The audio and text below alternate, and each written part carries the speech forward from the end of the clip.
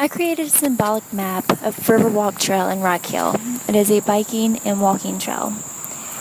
Using the mapping techniques discussed in this lesson, I became more aware of the environment and used all of my senses during the assignment. As I started on the trail, I was able to hear a lot of the traffic since the trail begins close to the interstate.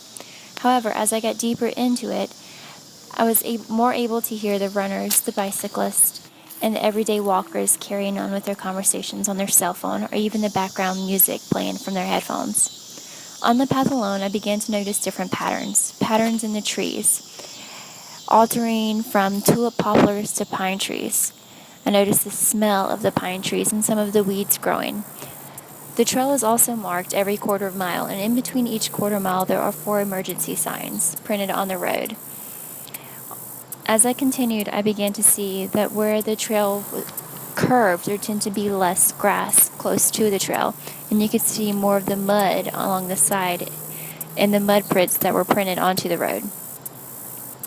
I think the overall favorite portion of this part of the trail was hearing the leaves crunch under my feet as I continued to walk on it.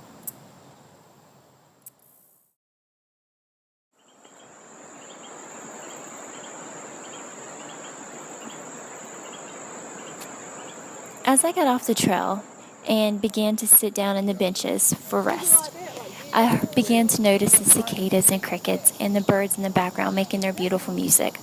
I also began to look around a little bit deeper. While I was looking, I began to notice that around the benches there was more litter, different bottles and plastic left behind. There was also weeds more abundant in the areas, and they varied in different types from wild berries to flowers to even some scent of honeysuckles. In this area, it felt like it was a little bit more muggy and humid, and you can actually feel the gnats and flies hitting you in the face or crawling up your skin.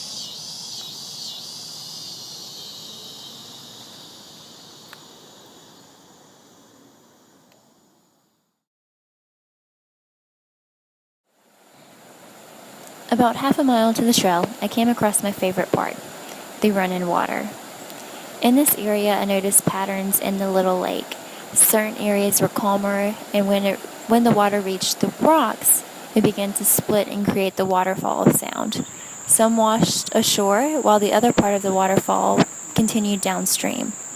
The water was nice and warm, and you could see the animal prints and shells along the many shore and in the mud.